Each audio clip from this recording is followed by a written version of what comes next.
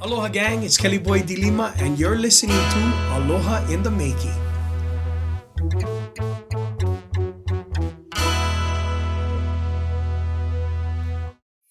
Tell us about your life after telling your wife about your drug addiction.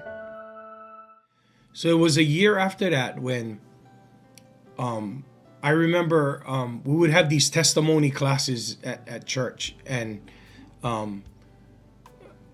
I quit the drugs, but I was up to some other no good stuff in my life still yet. And I mean, you quit one thing and then another thing, another demon takes over your life, and anyway, I had gotten into a motorcycle accident with my Harley, and it was here on Kahuipa Street in Kaneohe. And I was coming up the road, and one guy just kind of went. I was kind of ripping too, and a guy turned into me and hit me, and I broke my leg. I broke my leg, my fib, and my tibia, and yeah, I was out of commission. That kind of stopped my whole, things just was like spiraling downwards, for me at that point in my life. And I remember sitting there and watching my whole life, sitting on Kahuipa Street, watching my whole life, kind of play before me, like I was, I mean, I quit one thing, and just another thing is happening in my life. And anyway, I sat there and saw my whole life go before me, and I said, man, I gotta make some kind of, I gotta make one change. And I got this broken leg. I went home and I had one cast all the way up to my hip, because it was those that main bones inside your leg. And I remember it was a testimony night that all of the church, my mother and father-in-law, and all of our church members was right here. We had Bible studies in our living room because I couldn't make it to the church. I was in this cast all the way up to my hip. And so I sat there, and I felt that evening that I had to kind of confess my sins, and I had told the whole congregation in the living room that I was hooked on drugs from 17, 18 years old, all the way through our marriage, through our first two kids. And we were having hard times, and I just, and everybody was crying. I remember in the living room, kind of, I was this double agent, that's why, and I apologized to my mother and father-in-law, and I always wanted to be that son-in-law, that they would, that would take care of their daughter and that person, but I never was, I never was. I always, that period of my life, you know what I mean? Was really confusing for me, and you know what I mean? I never know what road to take. And so I figured I tried the church road, and and changed my life. And I remember them all crying and coming around my wife and saying, oh, we're so sorry. But the drug addiction that I was on, it was a whole year prior to that it was 1 year already that I've been off drugs, and there was like kind of consoling my wife and saying, sorry, Leo. And she said, that was a year ago. Anyway, that was kind of like my first, like step, even though I did marry the pastor's daughter, I was going to church, but I was just walking the walk and talking the talk, you know what I mean? Because you married the pastor's daughter, you gotta kind of show up to church, you know what I mean? And stuff, and God really never had a hold of my life yet, but he was working some plans definitely in my life. And What do you think led your wife to sticking through everything? I remember it was about 3 years, and we had the birth of my daughter Lilo. But prior to the birth of Lilo, I told you guys about the divorcing and almost wanted, she was like ready for leave. And but we decided to have one more child, and she said, you know what, Lord? She prayed and she said, you know what, if I get pregnant, that's one sign that I'm going to try with this guy. And I don't know I don't know what exactly what the prayer was, but I know it was, that if she does get pregnant, she gonna try, and I'm so glad that she did. Lilo was born to us, and we call her our love baby, kind of like our promise, like God's covenant, kind of like with us, And Lilo was born to us. We call her the love bug. Her nickname is Buggy, and that was her nickname when she was a baby. And I could, I could feel my life kind of changing around. It wasn't the birth of the baby. It was the insides that had to change. You know what I mean? Like my insides really had to change so that I could be a new person. You know what I mean? We call it now the new person in Christ. My insides started changing, and I think it was during that time too that I got a calling in church to I had some dreams, and the dream showed that I would be serving in my church. That I was called to be a deacon in the church.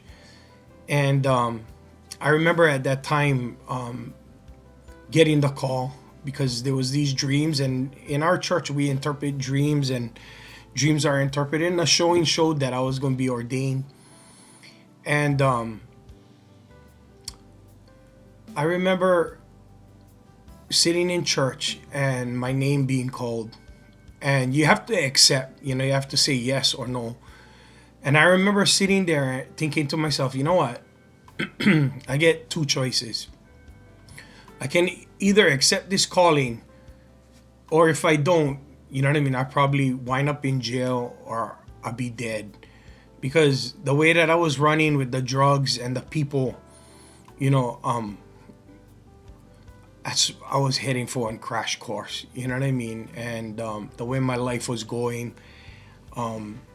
So I said yes. And really, I didn't know what I was really saying yes to, but I know that I was choosing. I said, if I don't choose this, you know what I mean? The next thing is death or jail or something, and that's what I felt inside. So, really, I gave my life to the Lord, and I said, that's it.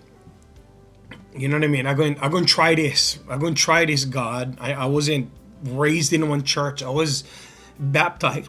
I had to be baptized because my wife, I married a pastor's daughter. They asked me if I was ever baptized. No. So I got baptized at like 19 years old or 20 years old, because I got married at 20 years old, And anyway, there's a lot of things going on during these times, that 3 years between Kapena and Lilo. And plenty changes in my life.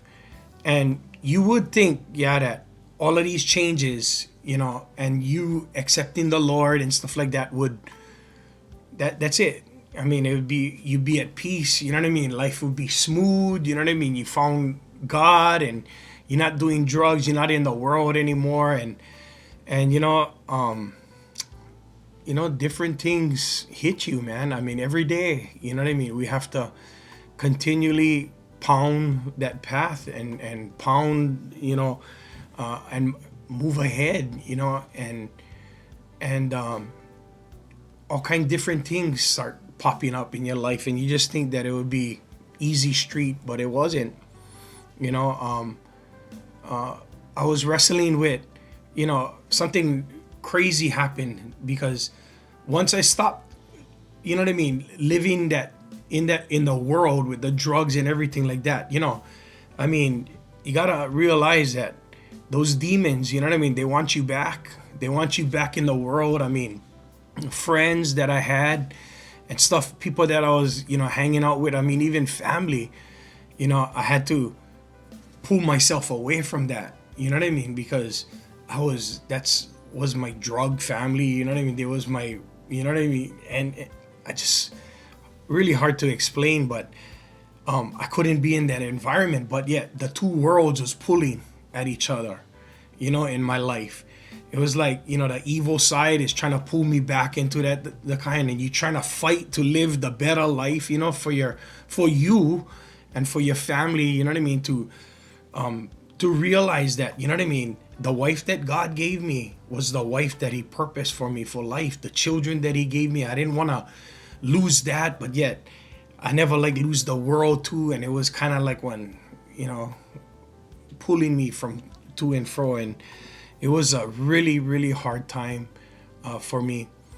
But you know something, one day at a time, one step at a time, I just kept moving along and you know, going forward. And you know, I realized that, you know, this life, you know, that I lived in the past, gonna stay there, and I'm moving ahead, and I'm gonna be one better person in my community, one better person to my children, one better husband, you know. And the struggle was real, guys. The struggle is real. You know, a lot of people they go through different, you know, rehab, or they go through counseling, or they go get all kind of stuff out there that can help you and stuff. Me, I chose God. I chose to walk that path. It wasn't easy, but I tell you something, as the years went by, yeah, I started having more good years than I had bad years, you know. And I started, every year was like, you know what I mean, I was getting better, and things was happening in my life. God was blessing our you know, the ministry. God was blessing our music, and I could see his hand, you know what I mean, kind of leading me through this walk. Tell us about your new life as a Christian. During this time, you know, I started getting fired up for the Lord. So I started going to different churches, and I kind of teamed up with Kavika Kahiapo, brother Kavika, and me and Kavika Kahiapo would go to different churches and I would give my testimony of how God delivered me from the drugs and everything in my life, and you know, just sharing that testimony, because I thought that, you know, maybe my testimony would touch other people's lives, and you know, give them hope, you know what I mean, that you know, there's a better way, you know, there's a better way to live, and we have a God that, you know, answers prayers, you know. He literally plucked me out of the situation that I was. So at that time, Kavika and I was doing a lot of churches. We were doing would go and get invited to churches, share our testimony, and those are some good times, you know, that he would give me, you know, he's an awesome Hawaiian that, you know, would give me good advice. And I remember he's the one that told me, he said, you know, Kelly boy, you know how much of a gentleman our God is. Yeah. He said he would roll up his sleeves, bro, and lie down with you in Wangara.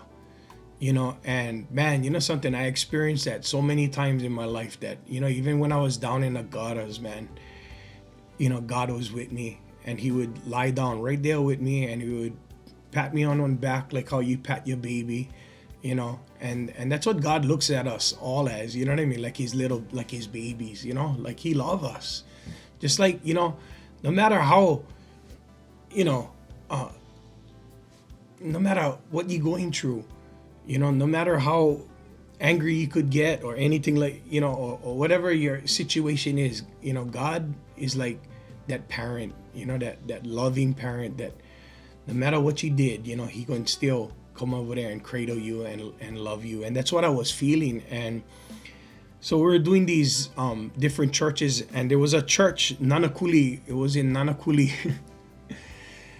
It's a crazy story because it was at Nanakuli High School, and I was on Nanakuli Road. We had a back in the day, it was like these project grads, and I still think some high schools have it, but it was a big thing.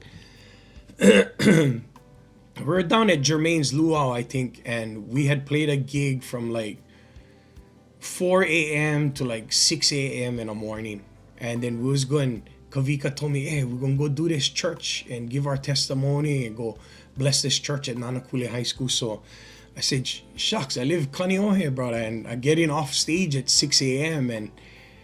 and the church service not until 8, but it would be kind of waste time if I go all the way back Kaneohe. You know, by the time I get home, I got to turn back around and come Nanakuli. I said, you know what? I go and just go up to the school and I go and just sleep in my car, park my car and sleep for an hour and wait for you.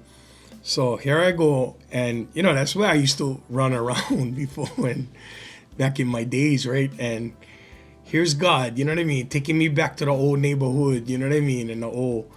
So I pull up my car, and Nanakuli, you know, the thing is locked, the high school, and so I pull out on the road and I just park, and bro, I could not sleep because bro, the brothers was running some drug deals up and down the street.